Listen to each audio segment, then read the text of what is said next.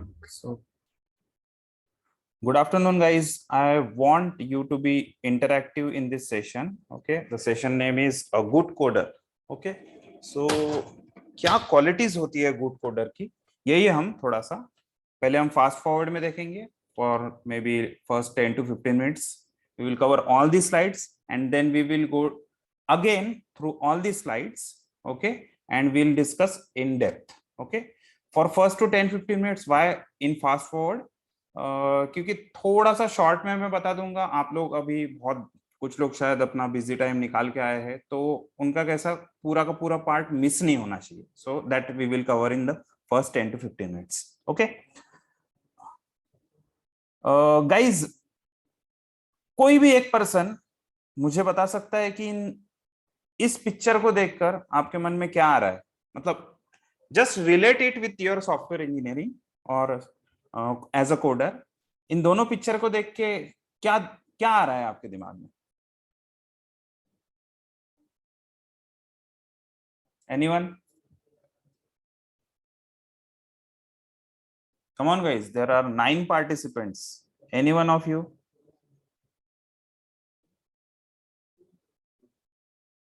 My voice is audible, right?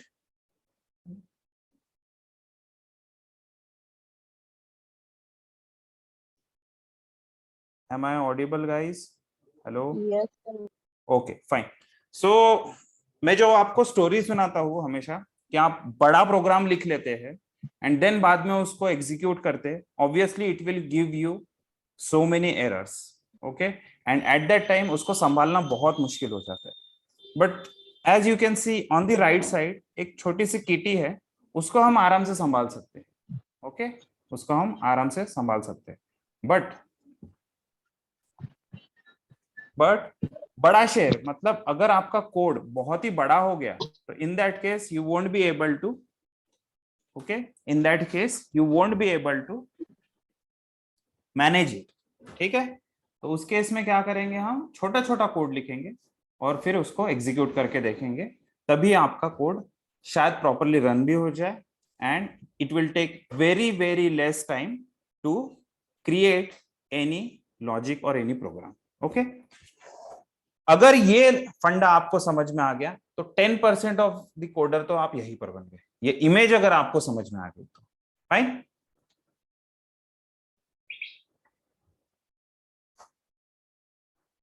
The next one is read the errors and learn from mistakes. Okay, यहां पर मैंने 3 codes का snapshot डाला है.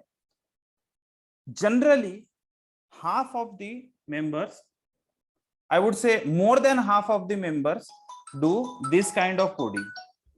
ठीक है, वो लोग यही गलती करते. उन लोगों को पता नहीं रहता है कि कीवर्ड्स क्या है, कुछ वेरिएबल्स क्या है, और वो लोग एरर देखकर डर जाते हैं. एरर देखने के बाद वो एरर कभी पढ़ते भी नहीं है, वो जस्ट ये देखते हैं कि एरर आया क्या, अरे यार अभी नहीं करेंगे. ओके, तो आप सीखेंगे कैसे? In this case I would use I would consider one more analogy. आप लोग जब भी साइकिल सीखते हैं तो अगर फर्स्ट टाइम आप साइकिल से गिर गए, ठीक है, सीखते वक्त, तो आप कोडिंग छोड़ देते, मतलब साइकिल सीखना छोड़ देते हो क्या? नहीं. तो आपको भले ही उसका पूरा आइडिया नहीं है, बट ऑब्वियसली वो चलाने जब गिरते हैं उसके बाद बहुत अच्छे से चलाते हैं, right? So obviously coding is also like that only. Dennis Ritchie ने कहा है कि अगर आपको कोई भी प्रोग्रामिंग लैंग्वेज सीखनी है तो आपको उसको कोड करना ही पड़ेगा. You can't learn by just, you can't learn any coding by just looking at the programs, या फिर कोई और प्रोग्राम कर रहा है वो देखने के बाद आप कभी भी कोडिंग नहीं सीख सकते. ठीक है, ये बहुत ही बुरी चीज है. मतलब लोग क्या करते हैं कि YouTube पे वीडियोस देख लेते हैं और उनको लगता है कि उन्होंने कोडिंग सीख ली.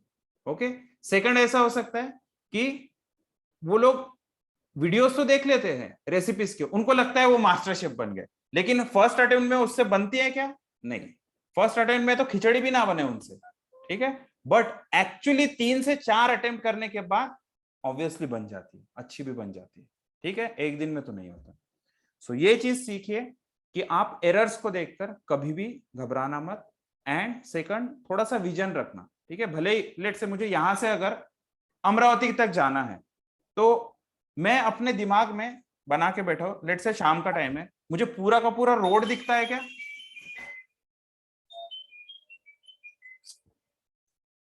मुझे पूरा का पूरा रोड दिखता है क्या गाइस? नहीं, पूरा का पूरा रोड कभी भी नहीं दिख सकता मुझे। बट फिर भी मैं गाड़ी चलाता हूँ, 20 मीटर्स का ही डिस्टेंस मुझे पता रहता है, 20 मीटर्स तक ही मेरी लाइट जाती है, 20 to 50 मीटर, और फिर भी मैं पूरा का पूरा रास्ता कवर कर सकता हूँ गाइस, राइट? तो इट्स नॉट नेसेसरी कि आपको सब कुछ पता होना चाहिए बिफोर स्टार्टिंग एनी प्रोग्राम, ठीक है? उस केस में क्या करेंगे, हम थोड़ा थोड़ा प्रोग्राम करेंगे, थोड़ा थोड़ा प्रोग्राम एग्जीक्यूट करेंगे, एंड देन पूरा का पूरा प्रोग्राम कंप्लीट करेंगे। जैसे हम एक्चुअली ड्राइव करने के वक्त करते हैं, हमें पूरा रास्ता पता भी नहीं होता है, हमें पता भी नहीं होता कि हमें तो आगे की चीजें दिखती भी नहीं है, हमें तो बस 20 से 50 मीटर तक की लाइट में ही दिखता है। तो वो चीज आप क्या करेंगे, यहाँ पर भी इंप्लीमेंट करना है। आप देखना कभी कभी आप कोड करते करते छोटा छोटा, जैसे एक फॉर लूप वाला ही कोड है, आपको 1 से लेकर 10 तक एडिशन प्रिंट करनी है, तो आप पहले सिर्फ आई की वैल्यू प्रिंट करके देख लीजिए 1 to 10 प्रिंट होता है क्या। फिर टोटल एक सेपरेटली वेरिएबल ले लीजिए, फिर total equals to total plus I करके देखिए, एंड ऐसे 1 by 1 करके आपको प्रिंट करके देखना है, और उसी से आपका लॉजिक बिल्ड होगा। बहुत सारे लोग मेरे पास ये क्वेरीज लेकर आते हैं कि लॉजिक कैसे बिल्ड करें। So logic building is not like कि बॉडी बिल्डिंग जैसा आप डंबल्स उठा लो और हो गया, ठीक है? ये आपका कैसा, जितना आप उसमें प्रैक्टिस करोगे, जितने बग्स आएंगे, जितने ज्यादा चैलेंजिंग प्रॉब्लम्स आप सॉल्व करेंगे, तभी आपका लॉजिक बिल्ड होगा। इन माय केस हमारे यहाँ पर इतने अच्छे असाइनमेंट्स है, चौधरी सर ने मुझे प्रोवाइड किए हुए, तो वही असाइनमेंट्स मैं अपने स्टूडेंट्स को भी देता हूँ, और वो लोग फॉर लूप तक आते आते ही लॉजिक बिल्ड हो जाता है उनका, ठीक है, मोस्ट ऑफ द केसेस में। Okay, half of the coding आप यहां पर ही सीख जाएंगे अगर आपको ये फंडा समझ में आ जाएगा, ठीक है? One of my student is very fond of this statement कि पहले हार्ड कोडेड करे फिर डायनेमिक करे, ठीक है? उसने मुझे बोला था कि सर ये वाला जो फंडा किसी को भी अगर समझ में आ गया ना, बोले कि उसको कोडिंग में कभी भी प्रॉब्लम नहीं होगी। सो ये चीज कैसे कर सकते हैं आप, ठीक है? आपको क्या करना है, कभी भी कोडिंग स्टार्ट कर रहे हो, सबसे पहले देख लो कि प्रॉपरली एक आउटपुट आ रहा है क्या। अगर आउटपुट प्रॉपरली आ रहा है तो आप उसमें हार्ड कोडेड चीजें डालो, जैसे कि 5 का स्क्वायर प्रिंट करना है तो x इक्वल्स टू 5 या फिर num इक्वल्स टू 5 दे दो, राइट? और फिर उसकी वैल्यू डायनेमिकली कैसे कन्वर्ट करेंगे, इंट इनपुट जैसे या फिर कोई भी इनपुट लेकर, ठीक है? बट एटलीस्ट पहले हार्ड कोडेड से स्टार्ट करो। अगर आपका हार्ड कोडेड सब कुछ ठीक चल रहा है तो ऑब्वियसली बाद में आपको लॉजिक बिल्ड करने में या फिर इनपुट लेने में कोई प्रॉब्लम नहीं होगा। आप हार्ड कोडेड में बहुत जल्दी लॉजिक बिल्ड कर लेते हो, और डायनेमिक में लॉजिक बिल्ड करने जाओगे, ये मैंने एक्सपीरियंस से सीखा है और बहुत सारे डेवलपर्स को भी पूछा है, तो ही दे आल्सो से कि पहले प्रोटोटाइप या फिर हार्ड कोडेड कुछ बना ले, उसके बाद उसको एक्चुअली इस पे इंप्लीमेंट कर सकते हैं, ठीक है? होता है ना, चूहे के ऊपर एक्सपेरिमेंट कर दे टाइप, ठीक है? बट फिर बाद में इंसान पे करते हैं, डायरेक्टली इंसान पे करते मर गया तो, राइट? वैसा नहीं करना है गाइस, ठीक है? तो छोटा छोटा चीज करके डायनेमिक इनपुट भी लेना वैसे। फिर आपको अगर कोई फंक्शन बनाना है, किसी स्पेसिफिक टास्क के लिए फंक्शन बनाना है, तो पहले फंक्शन लिख लीजिए। नहीं, you don't need to write functions, पहले लॉजिक बनाइए, उसको एक ब्लॉक में डालिए, and you can name that block. वो ब्लॉक को अगर आप कोई भी नाम देते हैं, उसी ब्लॉक को हम क्या कहेंगे, फंक्शन कहेंगे, okay? And do small small changes. ऐसा जरूरी नहीं है कि पूरा का पूरा पहले कोड लिख लिया, वो चीज हमने कॉलेज में कर लिया, कॉलेज में करने के बाद हमें फायदा हुआ क्या उससे?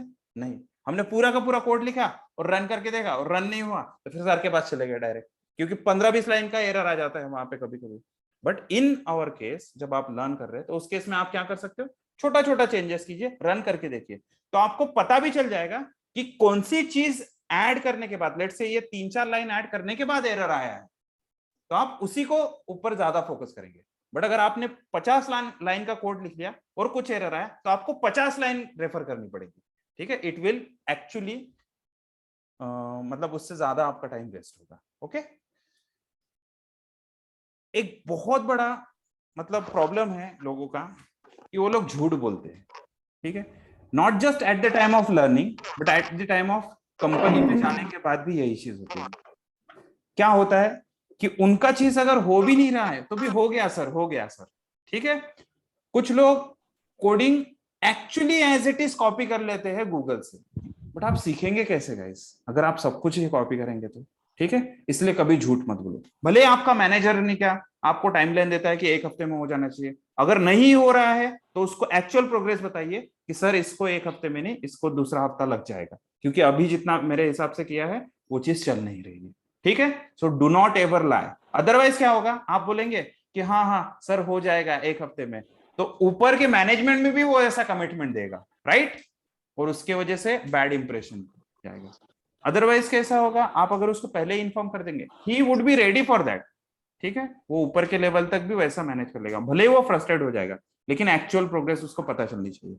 ठीक है गाइस, तो ये कुछ पॉइंट्स है जो आपको थोड़ा सा ध्यान में रखने हैं at the time of like communicating with people. ठीक है, be honest, be realistic. Definition of done आपको क्या होता है ये समझना चाहिए। अगर कोई टास्क हुआ है तो हुआ है, कोई टास्क नहीं हुआ है तो नहीं हुआ है।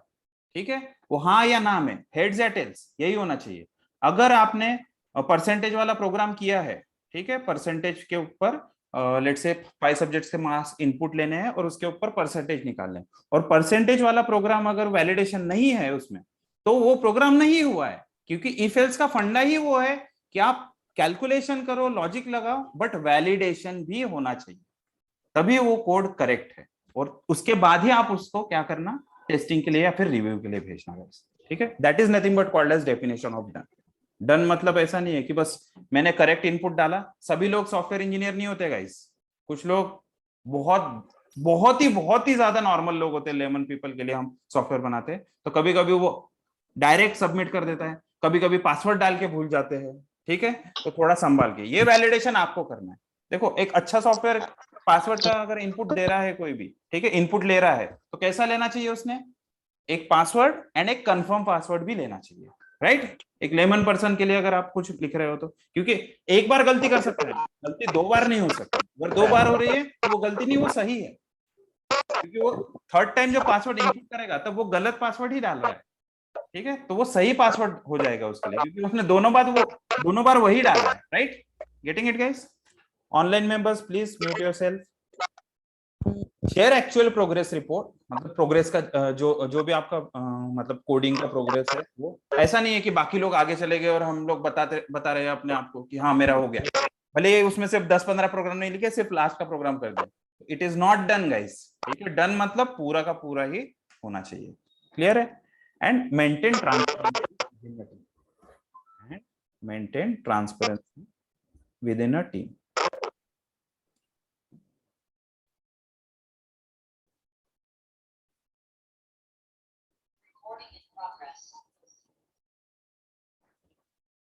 सो ट्रांसपेरेंसी आप कैसे, हाँ, ट्रांसपेरेंसी आप कैसे मेंटेन कर सकते हो गाइस?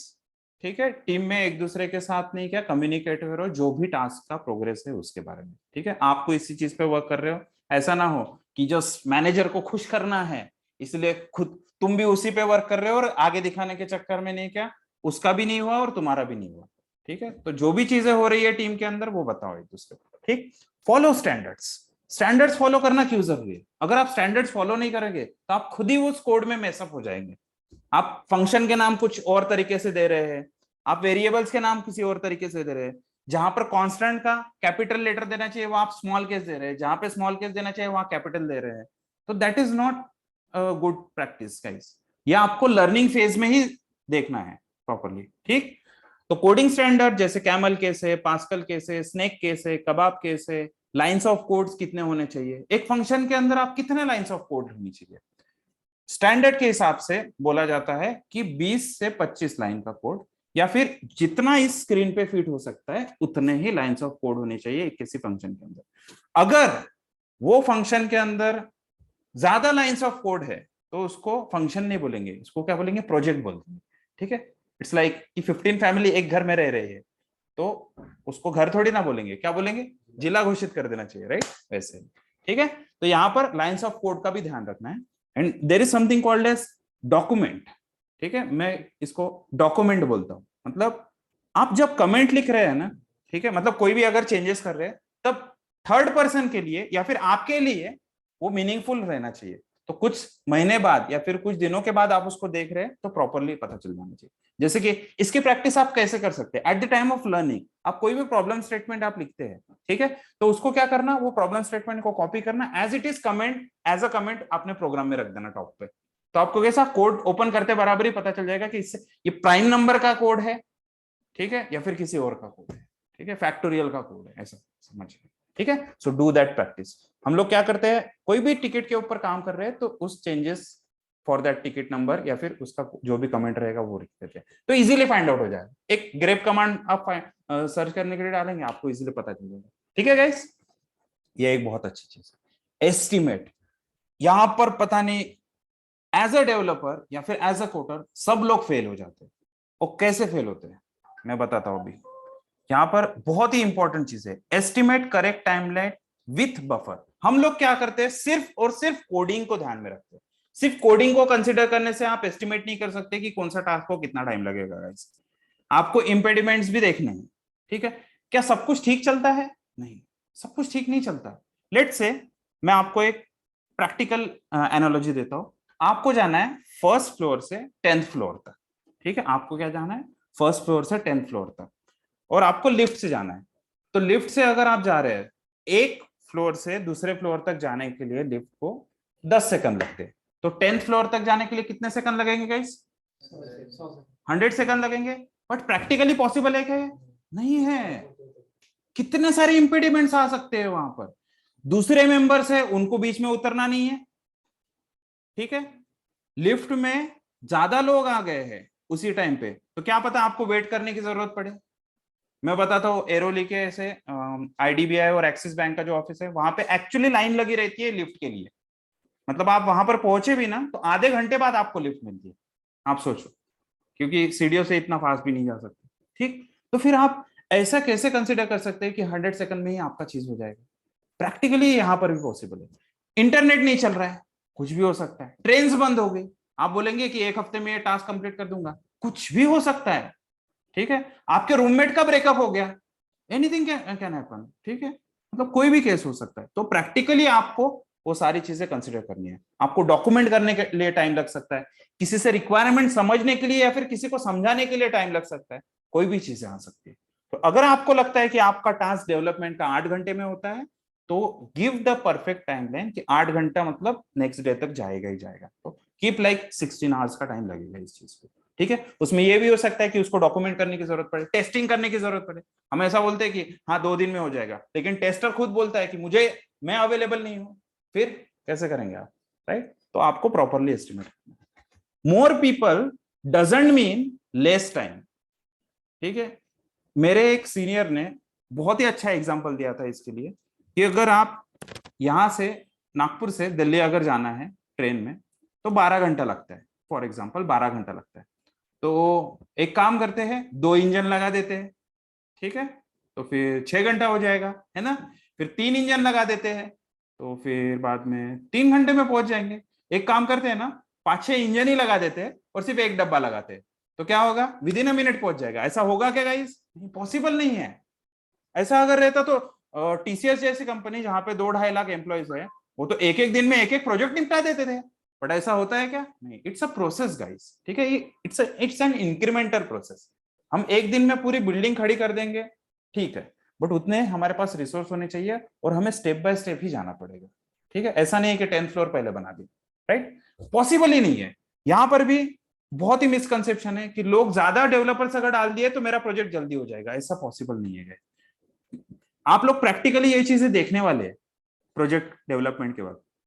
आपको भी पता है, शायद आप सिंगल अगर आप पर्सन प्रोजेक्ट बनाएगा तो शायद जल्दी हो जाएगा, 4 लोगों को संभालने में ही टाइम चले जाता है, ठीक है। तो दैट इज मोर पीपल, मतलब मोर में ऐसा भी हो सकता है, ठीक। Always consider impediments, meetings and discussions भी उसमें कंसिडर करना, क्योंकि सिर्फ 8 घंटे आप डेवलपमेंट ही नहीं करते बैठेंगे, उसमें सेशंस हो सकते हैं, मीटिंग्स हो सकती है, रिक्वायरमेंट्स गैदरिंग के लिए, रिक्वायरमेंट समझने के लिए भी मीटिंग्स हो सकती है। एंड कंसिडर डॉक्यूमेंटेशन का टाइम। आप ऐसा कर सकते हैं कि आपने स्टोरीज बनाई कि मुझे डेवलपमेंट के लिए इतना टाइम लगेगा और उसको डॉक्यूमेंट करके रखने के लिए इतना टाइम लगेगा, तो वो भी आपको एज अ टास्क करके बताना पड़ेगा मैनेजर को, ठीक है। इसलिए गलत एस्टिमेट नहीं करना, एस्टिमेट करेक्ट करना, और हो सके तो बफर में टाइम रखना, ठीक है। Always review.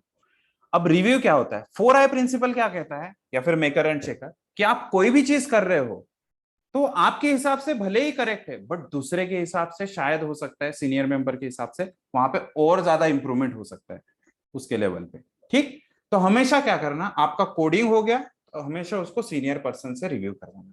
ठीक है, मैं यहाँ पर एक बहुत अच्छी प्रैक्टिस फॉलो करता हूँ कि जब भी आपकी कोडिंग हो जाती है, एक अगर बड़ा कोड आता है, ठीक है, कॉम्प्लेक्स प्रॉब्लम वाला, तो मैं खुद रिव्यू करता हूँ उस चीज को। ठीक है, जैसे इफ-एल्स का जो कोडिंग है, मैं बेसिक चीजें भले ही ना करता हूँ, लेकिन कभी कभी आपका कोड पेयर प्रोग्रामिंग के साथ साथ आपका कोड रिव्यू करता हूँ, क्योंकि आप उसके मेकर हो। I need to check that thing. ठीक है, बैंक सिस्टम में भी ये बहुत ज्यादा चलता है। ठीक है, आपको देखो फोन पे वो बोलते हैं सर मैं अपने मतलब सीनियर को कॉल ट्रांसफर करता हूँ, वो एक्चुअली ट्रांसफर वगैरह कुछ नहीं होता, वो वहीं पे रखते हैं और वो सीनियर उधर ही घूमते रहता है, और उसको बोलते हैं अरे एक लीड निकल क्लोज हो रही है। ठीक है, तो वो सीनियर पर्सन आके वहां पे क्या करता है, उस सिचुएशन को अच्छे से संभालता है। एज अ कोडर आपको ये प्रैक्टिस फॉलो करनी है। ठीक है, भले ही आप 5 साल एक्सपीरियंस हो, फिर भी आपको अपने सीनियर से हमेशा रिव्यू करना है। ठीक है, अगर कोई कोई वो फीडबैक देता है तो रिसेप्शन मोड में रहना है गाइस। पता है ना आपको, कान दो दिए है, एक मुंह क्यों दिया है, क्योंकि सुनना ज्यादा है और बोलना कम है। ठीक है, बोलना मीनिंगफुल है। ठीक है, कुछ भी बकवास नहीं करना है। ठीक है, तो इसलिए हमेशा फीडबैक लो और उसको फीड फॉरवर्ड करो। Okay, and don't just solve the problem. ठीक है, कभी कभी क्या होता है कि हम लोग काम को जस्ट एज अ काम के जैसे ही समझते, बट उसमें प्रॉब्लम होती है गाइस। क्यों? क्योंकि वो आप अगर अपना, see software is like our baby, हम उस पर काम कर रहे हैं, भले ही आप एक मॉड्यूल पे काम कर रहे हैं, आपके ऊपर रिस्पॉन्सिबिलिटी है उसका सक्सेस या फेलियर। उसका कुछ भी अगर मतलब फंक्शनलिटी अगर ब्रेक होता है तो वो आपके ऊपर आ जाएगा। ठीक है, तो always consider your software as your baby, और उसको हमेशा जस्ट बग सॉल्व करने की जगह उसमें इंप्रूवमेंट के बारे में भी सोचो। जो सॉल्व कर दिया मतलब सॉल्व कर दिया नहीं, वो ऐसा इशू फिर से नहीं आना चाहिए। उसके लिए हम फंक्शन बना सकते हैं क्या, कुछ आर्गुमेंट पास करके पैरामीटराइज फंक्शन बना सकते हैं क्या, वो सारी चीजें ध्यान में रखना। ठीक है, ताकि कल चल के और भी कुछ चेंज आया तो फिर मुझे कोड में जाके चेंज करने की जरूरत नहीं, मैं जस्ट पैरामीटर चेंज कर दूंगा तो भी मेरा काम हो जाए। है ना, आर्गुमेंट पास करने के वक्त मैंने पास किया इंसर्ट, इंसर्ट की जगह मैंने डिलीट पास कर दे, तो डिलीट वाला फंक्शनलिटी कॉल होना चाहिए, ऐसे सारी चीजें। ठीक है, तो don't just solve the problem, always try to improve like your coding as well. Document, अभी क्या होता है, देखो एज अ कोडर हम कभी भी डॉक्यूमेंट के ऊपर ध्यान नहीं देते, बट अगर विजिबिलिटी नहीं रही ना तो आपको बहुत बहुत ज्यादा प्रॉब्लम हो जाएगी गाइस। कभी कभी ऐसा होता है कि एक जैसे प्रॉब्लम्स आते हो और आप कभी भी उसको डॉक्यूमेंट करके नहीं रखते, तो आपको ही इश्यूज आएंगे उसकी वजह से। आपका देखो अननेसेसरी गधे का टाइम कैसे आप यूटिलाइज कर सकते हो, कि गधे को कुछ भी दे दिया वो बस आ करते हुए करते रहते हैं। ठीक है, बट आप भी अगर एज अ ह्यूमन बीइंग अगर एक टास्क को या फिर एक पर्टिकुलर इश्यू को सॉल्व करने के लिए 8 घंटे लगते हैं, और 3 महीने बाद भी सिमिलर इश्यू को सॉल्व करने के लिए 8 ही घंटे लगते हैं, तो फिर आप में और उसमें there is no difference guys. आपको क्या करना है, उसको कहीं ना कहीं डॉक्यूमेंट करके रखना है, हो सके तो उसके लिए कुछ स्क्रिप्ट बना लो छोटी सी। ठीक है, इजीली फाइंड आउट कर सके। ठीक, मैंने अभी कैसा, मैं क्या करता हूँ, कोई भी चीज अगर मुझे समझ में आ जाती है और कल चल के मुझे वो चीजें रिपीट नहीं करनी है, व्हाट डू आई डू, मैं हमेशा अपने ब्लॉग में जाता हूँ और सिंपली वहां पे मुझे दिख जाता है। एक तरह से मैंने वो सारी चीजें क्या करके रखी है, डॉक्यूमेंट करके रखी है, कि पर्टिकुलर हीरो को पे कोई अगर चीज पुश करनी है, गिट में अगर कोई चीज डालनी है, विम के कुछ कमांड जो है, वो सारी चीजें डॉक्यूमेंट। वैसे आप कोड को भी क्या कर सकते हो, कोई फंक्शनलिटी अगर हो रही है तो उस चीज को क्या कर सकते हो, सेपरेट डॉक्यूमेंट बना के रख सकते हो। ठीक है, यहाँ पर कुछ डिफरेंट सी चीज है, उसके बारे में तो मैं थोड़ा थोड़ा एक्सप्लेन करता हूँ। प्रोजेक्ट चार्टर मतलब ऐसी चीज होती है जो प्रोजेक्ट मैनेजर या फिर टीम लीडर के लिए बहुत इंपॉर्टेंट होती है, कि एक्चुअली ये प्रोजेक्ट का मेरा ऑब्जेक्टिव क्या है, वो सारी डिटेल्स उसमें रहती है। नहीं तो बस ऐसे ही बनाते जा रहे हैं जस्ट मजे के लिए, वैसा नहीं होता गई। अगर प्रोजेक्ट का कोई कॉज नहीं है या फिर कोई ऑब्जेक्टिव नहीं है तो डोंट डू दैट प्रोजेक्ट। ठीक है, प्रोजेक्ट का कुछ ना कुछ बेनिफिट होना चाहिए, उसका कोई ना कोई ऑब्जेक्टिव होना चाहिए। टीम चार्टर मतलब एक बार आपका ऑब्जेक्टिव क्लियर हो गया तो टीम के मेंबर्स कौन क्या क्या करने वाला है। होता है ना, वो फुटबॉल की टीम में चार्ट बनाते हैं, वो बोलते हैं कि 2 लोग यहाँ पर रहेंगे सेंटर फॉरवर्ड पे, कुछ लोग मिडफील्ड में रहेंगे, कुछ गोलकीपर रहेंगे, क्रिकेट के केस में भी तो बैटिंग करना, ये सारी चीजें होती है। वो सब कुछ कहाँ पे रहेगा, टीम चार्टर में। अगर वैसा नहीं रहा तो कोई भी जाके बॉलिंग कर रहा है, कोई भी जाके बैटिंग कर रहा है, वैसा नहीं होना चाहिए guys. User stories and acceptance criteria, अगर कोई टास्क है तो उसका एक्सेप्टेंस क्राइटेरिया भी होना चाहिए। ठीक है, अजाइल मेथोडोलॉजी में टास्क को यूजर स्टोरीज बोलते हैं वो लोग, और उसका एक्सेप्टेंस क्राइटेरिया मतलब वो चीज एक्सेप्ट करने के लिए कुछ चेक पॉइंट्स होने चाहिए कि लॉगिन फंक्शनलिटी है तो लॉगिन की चेकलिस्ट क्या रहेगी कि लॉगिन होना चाहिए, ठीक है, वैलिडेशन होना चाहिए, ठीक है, यूजर नेम पासवर्ड में से अगर कोई भी चीज गलत आती है तो उसने एरर मैसेज देना चाहिए, ठीक है, अगर यूजर नेम पासवर्ड करेक्ट है तो फिर उसके ऊपर क्या कहते हैं सेव पासवर्ड या रिमेंबर मी वाला भी ऑप्शन होना चाहिए। ये कुछ चेकलिस्ट होनी चाहिए, तभी जाके आप नहीं क्या डेवलप कर पाएंगे ना। बस लॉगिन होना चाहिए, इससे कुछ नहीं होगा गाइस, इससे पता भी नहीं चलेगा हमें एग्जैक्टली करना क्या है इन फ्यूचर, हमारा मतलब गोल क्या है उस पर्टिकुलर टास्क के लिए। तो हमेशा एक्सेप्टेंस क्राइटेरिया होना चाहिए। सीआईडीबी, सॉफ्टवेयर की डिटेल्स, सर्वर की डिटेल्स, ये सारी डिटेल्स कहीं तो भी मेंशन रहनी चाहिए, उसी को बोलते हैं कॉन्फ़िगरेशन आइटम डेटाबेस, ठीक है। सीआईडीबी मतलब कॉन्फ़िगरेशन आइटम, वो नॉन मतलब क्या बोलते हैं सॉफ्ट चीज ही नहीं हो सकती है, वो हार्ड चीज भी हो सकती है, जैसे राउटर, फिर बाद में सर्वर, ठीक है, फिजिकल सर्वर, लैपटॉप, ये mobile phones, iPads, mouse, keyboard, कोई भी चीज हो सकती है। वो सारी चीजों की डिटेल्स कहाँ पे रखनी चाहिए हमने, किसी एक सिस्टम के अंदर। देखो आपने बहुत सारे कंपनीज में ऐसे चेयर के ऊपर वगैरह नंबर रहता है, ठीक है, फिर बाद में सॉफ्टवेयर को भी वो लोग नंबर देते हैं, सिस्टम को भी नंबर देते हैं, ठीक है। आप अगर मेरा सिस्टम भी देखोगे तो उसके पीछे है ना ऐसा नंबर दिया हुआ है, वो पर्टिकुलर नंबर, तो वो पर्टिकुलर नंबर कौन अभी यूज कर रहा है वो सिस्टम, वो सारी डिटेल्स एक जगह पे रखी जाती है, उसको क्या बोलते हैं हम, कॉन्फ़िगरेशन आइटम डेटाबेस। उसके बाद आता है केईडीबी, नोन एरर डेटाबेस, मतलब एक एरर बहुत बार आ रहा है और हर बार क्या कर रहे हैं आप उसको फ्रेश एरर के जैसे ही सॉल्व कर रहे हैं, बट वो अगर बार बार आ रहा है आप उसको क्या कर सकते हो, कॉपी कर सकते हो वो वाला चीज, मतलब जो भी स्टेप्स आप फॉलो करते हो उसको एक जगह पे रख दो और उसी को क्या बोलेंगे, नॉन एरर डेटाबेस। कल चल के अगर ओएस या फिर कोई भी वहां पर जाके एम्प्लॉय जाके चेक करता है सिमिलर एरर आया तो वो क्या करेगा, वो नॉन एरर डेटाबेस में देखेगा, अरे ये इसकी वजह से ये एरर आता है तो ये सर्वर पे ये काम करना। हो सकता है ना आपके 10 सर्वर है और एक सर्वर पे ही फिलहाल एरर आया है, इस सर्वर पे शायद फ्यूचर में आ सकता है, उतने यूजर्स या फिर उतना रिकॉर्ड्स नहीं है वहां पे वो एरर आने के लिए, तो कल चल के वहां पर आया तो कैसा होगा, फर्स्ट सर्वर पे जो इश्यू आया था वो हम कहीं तो भी नोट डाउन करके रखेंगे, उसी को रेफर करके कोई भी सॉल्व कर सकते हैं, उसी को बोलते हैं हम नॉन एरर डेटाबेस। मॉस्को या फिर पेयर्ड कंपैरिजन, मॉस्को के बारे में अगर मैं बताऊं तो must have, should have, could have and would have, ऐसा भी एक डॉक्यूमेंट बना के रखना चाहिए आपने कि मुझे एग्जैक्टली कितनी चीजें करनी है, वो मस्ट हैव में होनी चाहिए, मतलब फर्स्ट मंथ में कितनी चीजें करनी है, सेकंड मंथ में कितनी चीजें करनी है, थर्ड इसमें कितनी, तो वो मस्ट हैव मतलब चाहिए ही चाहिए, इसके बिना हम रिलीज ही नहीं करेंगे। फिर बाद में शुड हैव मतलब हम थोड़ा लेट भी किए तो चलेगा, ठीक है, जैसे लिस्टिंग वाला फंक्शनलिटी, लिस्टिंग वाला मस्ट हैव फीचर है। शुड हैव में हम बोल सकते हैं कि डिलीट और एडिट, डिलीट और ऐड वाला, ठीक है। कुड हैव में हम बोल सकते हैं कि उसमें अपडेट भी होना चाहिए। एंड फाइनली वुड हैव में हम बोल सकते हैं कि लॉगिन और लॉग आउट होना चाहिए, क्या पता इंटरनली एप्लीकेशन है लॉगिन की जरूरत ना पड़े तो वो बाद में भी दिया तो चलेगा ऐसा। और उसमें से भी फिर प्रायोरिटी कौन सी है, तो आप वो पेयर्ड कंपैरिजन से सक्सेसफुली कर सकते हैं। पेयर्ड कंपैरिजन का मैं सेपरेटली सेशन ले लूंगा। राशि मॉडल फॉलो करना चाहिए आपने, बर्न डाउन या फिर बर्न अप चार्ट बनाना चाहिए, और knowledge transfer, knowledge transfer is very important guys. कुछ भी हो रहा है आपके टीम में उसको नॉलेज ट्रांसफर करने के लिए आप एक छोटा सा डॉक्यूमेंट बना सकते हैं, हम लोग जनरली उसको रीडमी वगैरह बोलते हैं, ठीक है, जैसे आप W3 स्कूल में नॉलेज ट्रांसफर ही हो रहा है ना, जिस बंदे को बहुत अच्छे से आता है वो क्या करता है वहां पे डॉक्यूमेंट करके रखता है चीजें, ठीक है, जिक्स फॉर जिक्स पे।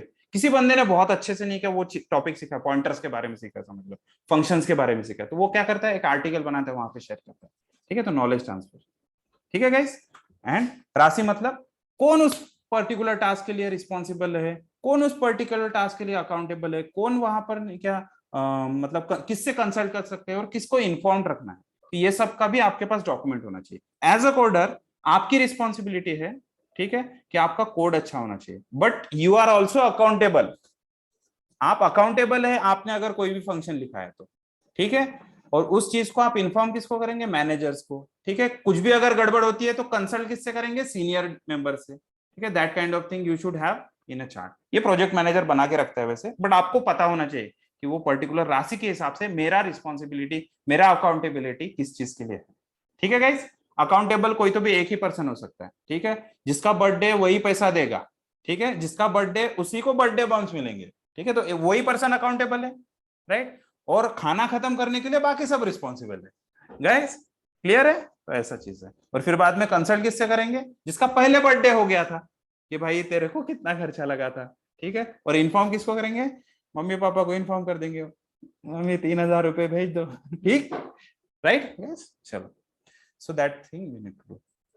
बी अजाइल, ये भी बहुत इंपॉर्टेंट चीज है। अगर आप अजाइल नहीं है गाइस, तो हो सकता है कि आप शायद इंडिविजुअली बहुत ही अच्छा प्रोजेक्ट पे काम कर ले, बट एज अ टीम बहुत अच्छे से रिजल्ट मिलता है और बहुत जल्दी मिलता है।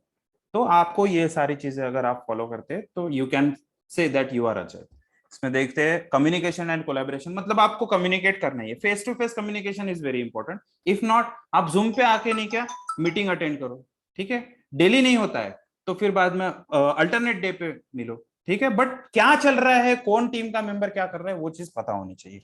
इटरेशंस, ऐसा ना हो कि पूरा का पूरा प्रोजेक्ट कंप्लीट होने तक वेट किया और फिर बाद में रिलीज किया और सब कुछ फट गया, या फिर ऐसा हो गया कि रिलीज करने तक, ठीक है, बहुत टाइम हो गया और Amazon एलेक्सा जैसा चीज पहले ही निकल गया। आपने देखा होगा शार्क टैंक में वैसा ही एक डिवाइस आया था, तो उन लोगों को बोल दिया कि ये तो बच्चों का खिलौना आ गया बोले अभी Amazon एलेक्सा, ठीक। तो वैसा भी ना हो कि आप बनाते जा रहे हैं बनाते जा रहे हैं बनाते जा रहे हैं, रिलीज कुछ नहीं कर रहे और कॉम्पिटिटर आके उसने रिलीज कर दिया, वैसा भी नहीं होना चाहिए, ठीक। प्रोएक्टिव रहना बहुत जरूरी है। ऐसा जरूरी नहीं है कि आपका पूरा का पूरा कंप्लीट हो जाए उसके बाद ही आपने नहीं क्या उसको रिलीज करना है। कभी कभी क्या होता है, या फिर चेक करना है, तो हम लोग एक छोटा सा एग्जांपल लेते हैं। अगर मैं बोलता हूं कि 1 से लेकर 100 तक प्राइम नंबर्स कितने हैं वो निकालो, आप लोग क्या करते हो, मतलब नॉट जस्ट यू, बहुत सारे डेवलपर्स क्या करते हैं कि 1 to 100 तक प्राइम नंबर निकालने के लिए एक कोड लिखना चालू करते हैं। अब प्रोएक्टिवनेस क्या है यहाँ पर, कि आप पहले एक नंबर का प्राइम नंबर है या नहीं है उतना लॉजिक लिख लीजिए, ठीक है, उसके बाद क्या करो, उसको उसको फिर फॉर लूप में डाल के 1 to 100, that is nothing but proactive. मुझे अगर लिस्टिंग दिखानी है तो सबसे पहले नॉर्मल टेबल शो करके दिखा दो गाइस, ठीक है, अगर वो अप्रूव हो गया तो फिर बाद में उसमें डायनेमिक लिस्टिंग दिखाना चालू करो, ठीक है, that kind of thing you can से it's is a proactiveness. Log in log out का कुछ करना है तो एक जस्ट थीम बना लो एंड वो कस्टमर को या टीम लीडर को दिखा दो, ठीक है, मतलब कुछ ना कुछ शो कर सको आप, इतना चीजें रेडी रखो ताकि उससे आइडिया आ जाए। अदरवाइज क्या होगा, बहुत बहुत ज्यादा मेसअप हो जाएगा गाइस। आप अगर पूरा खत्म होने के बाद या फिर पूरा खत्म होने तक अगर वेट करोगे तो इट विल टेक, मतलब वो मेसअप हो जाएगा आपका कोडिंग, ठीक। तो हमेशा प्रोएक्टिव रहना, चीजें रेडी करके थोड़ा दिखा देना और फिर बाद में फीडबैक लेना। सेल्फ ऑर्गेनाइजिंग टीम, अब सेल्फ ऑर्गेनाइजिंग टीम मतलब क्या होती है कि उनके बीच में ऐसे जाने की जरूरत नहीं पड़नी चाहिए गाइस। मतलब कोई अगर मैनेजर टेक्निकल पर्सन हो ना तो वो ऑलवेज ऑलवेज वो मेसअप हो जाता है आपका प्रोजेक्ट। वो पता है क्या बोलेगा, अगर आपकी टीम ने डिसाइड किया, लेट्स से इसने डिसाइड किया कि लॉगिन विद ओटीपी वाला एक फंक्शनलिटी मैं करने वाला हूं, अब he is a new guy, तो ये बोलेगा कि मुझे 1 हफ्ता लगेगा, but as a senior technical person उसको तो आता है वो चीज, तो वो क्या करेगा, वो बोलेगा 1 हफ्ता क्यों चाहिए, 1 दिन में तो हो जाता है ये। That is very wrong guys, that is very very wrong. और ये सीनियर मैनेजर या फिर वो टीम लीडर की गलती है कि वो ऐसा किसी के ऊपर बर्डन नहीं डाल सकता। सेल्फ ऑर्गेनाइज टीम होनी चाहिए, उनको पता है कि उनका लेवल कहां पर है। वो फ्रेशर है तो obviously he will take time, but second time वो 1 हफ्ता लेगा क्या, सेकंड टाइम शायद कम टाइम लेगा। तो वो सेल्फ ऑर्गेनाइज, मोटिवेट होनी चाहिए टीम, ठीक है। टीम में सबसे पहले तो स्टॉर्मिंग ही होती है गाइस, टीम में सबसे पहले क्या होती है, स्टॉर्मिंग, फिर होता है फॉर्मिंग एंड उसके बाद नॉर्मलाइजिंग होता है, ठीक है। तो नॉर्मिंग सबसे लग, ये चीज आप चक दे इंडिया मूवी में देख सकते हो। मैं प्रैक्टिकली मतलब बताता हूँ कि वैसा होता है। चक दे इंडिया जो मूवी है उसके अंदर देखा होगा सबसे पहले स्टॉर्मिंग ही होती है वहां पर, वो टीम बनने से पहले। फिर बाद में क्या होता है, टीम फॉर्म कब होती है, जब वो वहां पर लड़ाई करते हैं वो कोई तो भी रेस्टोरेंट में जाके, राइट, तब क्या होती है टीम फॉर्म, और बाद में वो नॉर्मल होती है, और फिर बाद में सब लोग जब सेम पेज पे रहते हैं तब गोल को भी अचीव करते हैं। Getting it guys? 15 अगस्त पास में आ रहा है, देख लेना, अच्छी मूवी है, ठीक। क्रॉस फंक्शनल होनी चाहिए, ऐसा नहीं है कि भाई मेरे को मेरे को नहीं है पता, वो मैं डेवलपर है मैं कुछ नहीं करेगा, मेरे को डिजाइनिंग का कुछ नहीं पता, ऐसा नहीं होना चाहिए। As a developer as a coder you should be cross functional. आपके पास थोड़ा बफर में टाइम हम हमेशा निकालते हैं, तो ऐसा नहीं है कि बफर में टाइम मिल गया तो सुट्टा मारने चले गए gas, you should not do that, ठीक है। आपका सेपरेट टाइम रखो उसके लिए, ठीक है। बट आपके पास थोड़ा भी बफर में टाइम है तो आज समवन, थोड़ा रिस्पेक्ट, उसके टाइम का भी रिस्पेक्ट लेकर कि आज समवन कि भाई तू फ्री है क्या, थोड़ा सा मुझे थोड़ा ये डॉकर के बारे में बता देगा क्या, तू जो भी कर रहा है तू करते रहे मैं देख लेता हूँ, ठीक है। That kind of thing will improve your skill, ठीक है। कम्युनिकेट करो टीम में, जो मेंबर्स है जिसके पास थोड़ा ज्यादा चीजें है उस पर्सन से थोड़ा सीखो, अगर वो थोड़ा ओपन है तो उस पर्सन से ज्यादा चीजें सीखो, राइट। यहाँ पर ये चीजें ऑब्जर्व की होगी आपने कि बहुत सारे लोग यहाँ पर ऐसे जो एक दूसरे को हेल्प करते हैं, और बहुत सारे लोग ऐसे भी है जो बिल्कुल भी हेल्प नहीं करते, बोलते मेरा हो गया तो मैं चले गया, ठीक है। वो कैसा अपना 1 घंटा निकाल के आते हैं और अपना करके चले जाते हैं। बट जो पर्सन क्रॉस फंक्शनल रहता है ना, वो बहुत अच्छे से सर्वाइव कर लेता है आईटी कंपनी के अंदर, ठीक। ट्रस्ट एंड सपोर्ट, अपनी टीम के ऊपर ट्रस्ट रखो, और हर किसी के ऊपर ट्रस्ट करना चाहिए। आपकी टीम में अगर वो मेंबर लिया है तो ऑब्वियसली उसके अंदर कुछ ना कुछ अच्छी चीज है तभी। अगर कोई बहुत ही ज्यादा अगर मैसअप कर रहा है टीम को, टीम में फूट डाल रहा है, पता है टीम के अंदर भी टीम्स बन जाती है कभी कभी, ठीक है। That is actually hazardous to your project, वैसा नहीं होना चाहिए। उसके लिए क्या कर सकते हैं, प्रोजेक्ट मैनेजर से बात करो, थोड़ा कम्युनिकेट करो, बर्थडे पार्टीज पे लेकर जाओ, ठीक है। बर्थडे पार्टीज में तो दुश्मन भी ऐसे हो जाते हैं, बट कभी कभी उल्टा भी हो सकता है गाइस, कि दोस्त भी कुछ ना कुछ वहां पे मैसअप हो जाए, तो कैसा ये सोशली भी थोड़ा सा आपने सिर्फ चीजें पेयर प्रोग्रामिंग, एक सीनियर प्रोग्रामर को साथ में रखो कि सर आप सिर्फ बैठो बोलना, मैं सिर्फ सही कर रहा हूँ या नहीं कर रहा हूँ वो चीज आप देखो, तो that is nothing but pair programming, pair में प्रोग्रामिंग करना। फाइनली किस, व्हाट डज किस mean, keep it simple stupid guys, ठीक है। मतलब ऐसा ना हो कि आप हर जगह टर्नरी ऑपरेटर यूज कर रहे हो, हर जगह आई प्लस इक्वल्स टू 1 लिख रहे हो, और मतलब कैसा कि मुझे आता है इसलिए हर जगह में लैम्बडा फंक्शन यूज कर रहे हो, फैट एरर फंक्शन यूज कर रहे हो, तो उससे क्या होगा आगे चल के, जब आप तो उस टीम में नहीं रहोगे, लेट से 2-3 साल में आपने कंपनी छोड़ दी और उसको रिवैम करने की जरूरत पड़े, तो एक्चुअली आपको बहुत ज्यादा हिचकी आएगी। क्यों आएगी, क्योंकि वो पर्सन आपको गाली दे रहा है, ठीक है। क्योंकि इतना मैसअप नहीं करना है गाइस, अगर सिंपल चीज से होता है, कोई भी सॉफ्टवेयर 100 साल तक नहीं चलने वाला उसका कोड एज इट इज, ठीक है। आपको उसको मॉडिफाई करना ही पड़ेगा एज पर टाइम, आपको उसको क्या रिवैम्प वगैरह करना ही पड़ेगा, नया वर्जन आएगा, फास्ट टेक्नोलॉजी आ सकती है, ठीक है। कल तक जो चीजें डॉटनेट में थी वो चीजें पीएचपी, पाइथन, गो लैंग्वेज इसमें शिफ्ट हो रही है। हमारे यहाँ पर भी जो चीजें जावा में लिखी हुई थी उसको गो लैंग्वेज में कन्वर्ट कर रहे हैं। अब जावा में कुछ किसी किसी पर्सन ने हर जगह टर्नरी ऑपरेटर यूज किया होगा तो क्या ही समझेगा आगे वाले पर्सन को। मैंने देखा है मेरे एक फर्स्ट कंपनी में उस पर्सन ने 11 टर्नरी ऑपरेटर्स लिखे थे एक ही स्टेटमेंट में, मतलब question mark colon, question mark colon, question mark colon. और दूसरे बंदे ने क्या किया था कि बोला था कि ये एक्स पर्सन ने ये वाला फंक्शन लिखा है बोले, तो एक और पर्सन था उसने बोला कि ये वो पर्सन कर ही नहीं सकता, जेड पर्सन ने बोला कि ये एक्स पर्सन का कोड ही नहीं है, क्योंकि उसको टर्नरी लिखना ही नहीं आता, ठीक है। तो ऐसा वो सिग्नेचर हो गया था उसके लिए, ठीक। तो वैसा मैसअप नहीं करना गाइस, अगर सिंपली चीजें होती है तो स्विच से करो, इफ एल्स नॉर्मल वाला इफ एल्स से होता है तो उससे करो, ठीक है। टर्नरी अगर आता है एक सिंगल स्टेटमेंट है तो करो यूज, बट नॉट एवरीवेयर, ठीक। The final thing, don't forget with whom you are dealing. हम पता है ना कैसे कंट्री में रहते हैं, ठीक। हम ऐसे कंट्री में रहते हैं जहां पर लोगों को समझाना पड़ता है भाई कि हेलमेट इसके लिए पहनो कि आप लोगों की जान बचे, बट पीपल आर लाइक अरे वहां पे पुलिस वाले पकड़ते नहीं है मत पहन, ठीक है। We are dealing with this kind of people, और ये सॉफ्टवेयर इंजीनियर्स भी होते हैं, नॉट जस्ट सॉफ्टवेयर इंजीनियर, किसी भी टीम में जाओ ये लोग मिलेंगे तुमको, ठीक है। सेकंड काइंड ऑफ पीपल आप लोग फाइंड आउट करेंगे जो इस तरह के होते हैं। अभी देखो ये एड के ऊपर बहुत बवाल हुआ था, सर्फ एक्सेल के, वो होली के टाइम पे वो हिंदू मुस्लिम का उन्होंने दिखाया था। सी कमेंट क्या लिखा हुआ है सर्फ एक्सेल के ऊपर, एंड वो किसको बायकॉट कर रहा है, वो किसके ऊपर रेटिंग दे रहा है, वो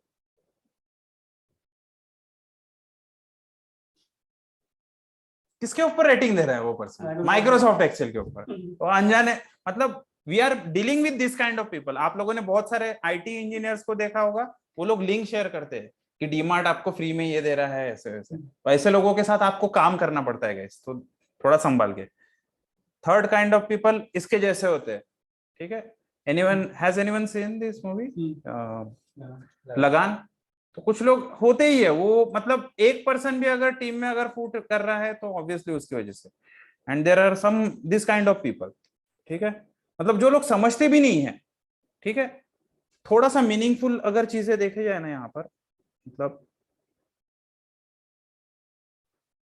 तो यहाँ पर देखो कमेंट्स कितने लोगों ने किया है, ठीक है। पीपल आर फोर्सिंग, मैं किसी को बोल नहीं रहा हूं, ठीक है, रिलीजन के बारे में, but these are all Indian people, not just Indian, मतलब है दुनिया में ऐसे तरीके के लोग होते ही है। तो आप लोग थोड़ा सा संभाल के रहो कि आप किसके साथ डील कर रहे हो गाइस, ठीक है। तो टीम में अगर रहना है तो हर किसी का स्ट्रेंथ वीकनेस सारी चीजें कंसिडर करके ही आपको काम करना पड़ेगा, ठीक है। ये फोटो में कुछ अजीब लग रहा है क्या आपको? ठीक है, दैट इज देवी माता and all, but what is that? Exactly, but still आप देखो, कमेंट देखो और like. So this kind of people you are dealing with guys. हाँ, कमेंट में लिखिए, कमेंट में लिखोगे तो आपको शाम तक नहीं क्या गुड न्यूज मिलेगी। अरे भाई, तो आप कोड लिख लेने हैं उससे ज्यादा अच्छा, तो आपको एक्चुअली गुड न्यूज मिलेगी। द थिंग इज गाइस कि टीम में बहुत अलग अलग तरीके के लोग होते हैं, और आपको उनके साथ अगर डील करना है तो आपको बहुत संभाल के उनके साथ बात करनी है, कहीं ऐसा ना हो जाए कि आपके ऊपर ही गिर जाए वो, ठीक। तो ऐसे लोग होते हैं एक्चुअली टीम के अंदर, तो आपका कोडिंग करियर कहीं मतलब डेंजर जोन में ना चले जाए, ठीक है। तो टीम मैनेजर्स, कभी कभी इंटरनल शिफ्टिंग होती है, पता है टीम के अंदर, मतलब किसी की कंप्लेंट कब कहाँ चले जाती है और उस टीम से उसको कब निकाला जाता है पता ही नहीं चलेगा, ठीक है। आपको आपको वो बात क्या करेंगे, तुम्हें हम इससे बहुत बेटर प्रोजेक्ट दे रहे हैं गाइस, ठीक है। ऐसा होता है कभी कभी, ठीक है, वो सही भी हो सकता है, बट बहुत सारे केस में वो मैनिपुलेट किया जाता है, ठीक है। तो ऐसा अगर कहीं पर भी आपको वाइब से मिलता है तो थोड़ा सा बच के रहना, ठीक। Any questions guys from anyone and? जो ऑनलाइन मेंबर है उनकी तरफ से कोई question? We have 13 people online. Anyone has any queries? If not then we can wrap up the session, ठीक। Thank you guys for attending it online. मैं stop करता हूँ अभी रिकॉर्डिंग।